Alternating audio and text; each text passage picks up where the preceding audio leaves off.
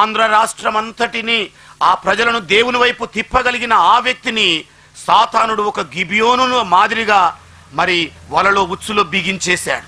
इसी मुताबिक आपका सेवकाई में भी शैतान आता है. ఇదే ప్రకారంగా మీ సేవా భాగాల్లోని కూడా సాతానుడు ప్రవేశిస్తాడు. आपका मसीह जीवन में भी शैतान आता है. మీ క్రైస్తవ జీవితంలోని కూడా సాతానుడు ప్రవేశిస్తాడు. सिर्फ सेवकों के इसके लिए सिर्फ नहीं, కేవలము సేవకుల జీవితాల్లోనే కాదు, कुछ दोस्त लोग आ जाएगा. కొంతమంది స్నేహితులు వస్తారు. बहन लोगों के लिए, भाई लोगों के लिए कुछ दोस्त लोग आएगा. సహోదరుల కొరకై సహోదరీల కొరకై స్నేహభావంతో వచ్చే ప్రజలున్నారు. मान लो एक बहन प्रार्थना करने वाली है, ఇలాగ అనుకోండి, ఒక సహోదరి బాగా ప్రార్థనాపరురాలు दूसरे एक विश्वासी को लेके आएगा. మరొక విశ్వాసుని తీసుకొని వస్తాడు. वो आपका प्रार्थना का समय में कुछ कहानी बोलने के लिए आएगा. మీ ప్రార్థన చేస్తున్న సమయంలోనే ఏదో ఒక కథ వల్లించడానికి వస్తాడు. एक एक स्टोरी बोल बोल कर प्रार्थना बंद कर देगा. ఈ ప్రకారంగా ఒక కథ తర్వాత ఇంకో కథ మరొక కథ చెబుతూ ఉన్న కాలానంతా వృధా చేస్తాడు. फिर बाइबल पढ़ने में भी ऐसा कर लेगा. మరి బైబిల్ ధ్యానించే విషయంలో కూడా అలాగే ఆటంకం చేస్తాడు. किताब पढ़ने में भी ऐसा कर लेगा. మరి పుస్తకాలు చదివే సమయంలో కూడా అలాగే చేస్తాడు. एक एक विश्वासी के पीछे शैतान पड़ा हुआ है. ఒక్కొక్క విశ్వాసి వెనకాల సాతానుడు ఇప్పుడు పడి ఉన్నాడు. एक एक के पीछे पड़ा हुआ है. ఒక్కొక్కరి వెంట వాడు పడి ఉన్నాడు. इधर बैठा हुआ में से कोई भी छोड़ा नहीं है. ఇక్కడ కూర్చున్న వారిలో ఎవరు కూడా వదిలిపెట్టబడలేదు. एक आपके पीछे कितना शैतान का दूध पड़ा है मालूम नहीं. మీ వెనకాల ఎంతమంది సాతాను దూతలు వెంటబడి ఉన్నారో ఎవరికి తెలుసు. आपको कौन सा म्यूजिक पसंद है, మీకు ఎలాంటి సంగీత స్వరాలు ఇష్టం, कौन सा किताब पसंद है, ఎలాంటి పుస్తకాలంటే మక్కువ, कौन सा कहानी पसंद है, ఎలాంటి కథలంటే మీకు ఇష్టం, ये सब शैतान को अच्छी तरह मालूम है. ఈ విషయాలన్నీ కూడా సవివరంగా సాతానుకు తెలుసు. इन सबको जय पाने वाला ही आगे बढ़ेगा. వీటన్నింటి మీద జయము పొందుకున్న వారు మాత్రమే ముందుకు కొనసాగుతారు. नहीं तो आपके साथ उन्होंने वाचा बांधेगा, फिर आपका दोस्त बन के रहेगा.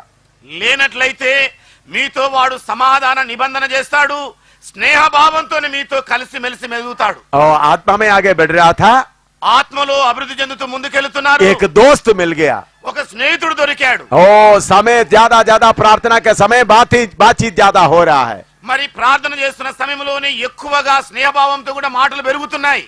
आस्ता आस्ता वचन से हट गया, నెమ్మదిగా ఇక వాక్యము నుండే తొలగడమైంది. प्रार्थना से हट गया, ప్రార్థన నుండి తొలగించారు. मीठी मीठी बातें सुनना शुरू हो गया. మధురమైన మాటలతోని కాలం వెళ్ళబుచ్చడం మొదలు आस्ता आस्ता शैतान ले जाएगा. నెమ్మదిగా సాతానుడి విధంగా తీసుకొని వెళ్తాడు. आप कौन है? మీరెవరు? स्वर्ग में जाने वाला यीशु मसीह का दुल्हन. పరలోకములో యేసుక్రీస్తు వరుని కొరకై సిద్ధపడుతున్న వధువై ఉన్నారు. शैतान को मालूम है, సాతానుడికి తెలుసు, चुनावों में से एक दो को रोकेगा तो ఎన్నిక చేయబడిన వారిలో ఏ ఒక్క ఇద్దరినైనా తీసేసుకుంటే यीशु नहीं आ सकता. యేసు ప్రభు రాలేడు. चुना हुआ सब आना है. ఎన్నికైన వాళ్ళందరూ కూడా రావాల్సిందే. इसलिए इन आखिरी दिनों में पवित्र कलीसिया के बीच में हजारों शैतान का दूध काम करता है. అందుకే ప్రస్తుత కాలంలో పరిశుద్ధ సంఘంలోనికి వేవేల కొలది సాతాను దూతలు ప్రవేశించబోతున్నారు. काम कर रहा है. పనులు చేస్తున్నారు వాళ్ళు. क्यों? ఎందుకండి? आपको रोके, మిమ్మల్ని ఆపాలని, आपको जो सिद्ध होने का काम से आपको रोके. సిద్ధపడే ఆ పని జరగకుండా మిమ్మల్ని ఆపు చేయడానికి. जो कोई सब बात परमेश्वर से पूछ करता है वही बचेगा. ఎవరైతే ఎల్లవేళల దేవునితో సంబంధ బాంధవ్యాలు కలిగి అడుగుతుంటారో వాళ్ళు మాత్రమే తప్పించబడతారు. कितने लोग सुना है? ఎంతమంది ఈ మాటలు విన్నారు? कपड़ा खरीदने के बारे में भी प्रभु से पूछने वाला बचेगा. మరి వస్త్రాలు కొనుగోలు చేసే సమయంలో కూడా దేవుణ్ణి అడిగే వాళ్ళు మాత్రమే వదిలబడతారు. खाना खाने का चीज से खरीदते वक्त परमेश्वर से पूछने वाला बचेगा. ఆహార పదార్థాలు కొనే సమయంలో దేవుణ్ణి అడిగే అలవాటున్న వాళ్ళు మాత్రమే తప్పించబడతారు. हर बात में परमेश्वर से पूछने वाला ही बचेगा. ప్రతి విషయంలో కూడా ప్రభువును అడిగి తెలుసుకునే వాళ్ళు మాత్రమే తప్పించబడతారు. इसलिए प्रभु ने पवित्र आत्मा दे दिया ताकि हर समय आपके साथ रहे. అందుకే దేవుడు ఆదరణకర్త పరిశుద్ధాత్మను ఎల్లవేళ మనతో ఉండడానికి పంపించాడు. शैतान का चालाकी उनको मालूम है, సాతాను యొక్క తంత్రాలు ఆయనకు బాగా తెలుసు. इसलिए हमेशा साथ रहने वाला पवित्र आत्मा को भेजा है. అందుకే ఎల్లవేళ మనతో ఉండడానికి పరిశుద్ధ इस बात को नहीं पहचानेगा तो ఈ మాటలను గనక మనము గుర్తించనట్లయితే आपके अंदर में जो कार्य होना है कार्य पूरा नहीं होगा। మీ లోపల ఏ క్రియ అయితే జరగవలసి ఉండిందో అది జరగకుండా ఆపివేయబడుతుంది। शैतान बड़ा दो सिंग लेकर नहीं आता है, సాతానుడు రెండు పెద్ద కొమ్ములేసుకొని మీ యొద్దకు రాడు, प्रेम से आता है। ఎంతో ప్రేమ పూర్వకంగా अभी వస్తాడు। प्रार्थना का समय आ गया, ఇప్పుడు ప్రార్థన సమయం వచ్చేసింది। तो दूसरा बहन या भाई आएगा, మరొక సహోదరుడో వస్తాడు। ओ आपसे बात करके काफी देर हो गया, అబ్బా మీతో మాట్లాడి ఎంత కాలమైంది, ओ आपका हंसी देखकर काफी देर हो गया। మీ చిరునవ్వు చూసి ఎన్నాళ్ళు గడిచిపోయినాయి।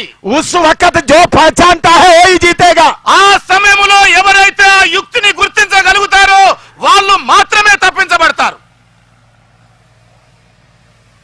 मैं अनुभव से इन बातों को देखकर जीतकर बोलता हूं। నేను అనుభవపూర్వకంగా ఈ మాటలను గుర్తించి వాటి మీద జయం పొంది అనుభవంతో చెబుతున్నాను।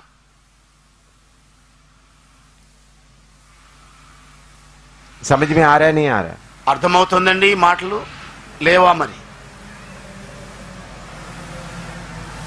हाँ, तो बोलेगा वो परमेश्वर प्रेम है ना, परमेश्वर प्रेम है तो दूसरों को क्यों दुखी करता है? మరి దేవుడు ప్రేమాస్వరూపి కదండి, మరి అలాంటి ప్రేమ కలిగిన దేవుడు ఇతరులను ఎందుకు దుఃఖ పెడతాడు? उस वक्त प्रेम नहीं शैतान, मैं तुमको पहचान तुम्हारा सिर पे तलवार आएगा। ఇదిగో ఆ సమయంలో ప్రేమ కాదు సైతానా, నీ భ్రమ నీ మెడ మీదకి నేను కత్తి తీసుకొని రాబోతున్నాను చెప్పాలి। उस वक्त मुस्कुराते तब तुम्हारा टाइम शैतान ले जाएगा।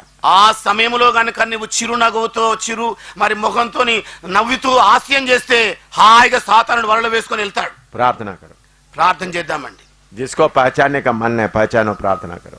ఎవరికైతే గుర్తించాలన్న ఆశ మనసులో ఉందో గుర్తించండి, ప్రార్థన చేయండి।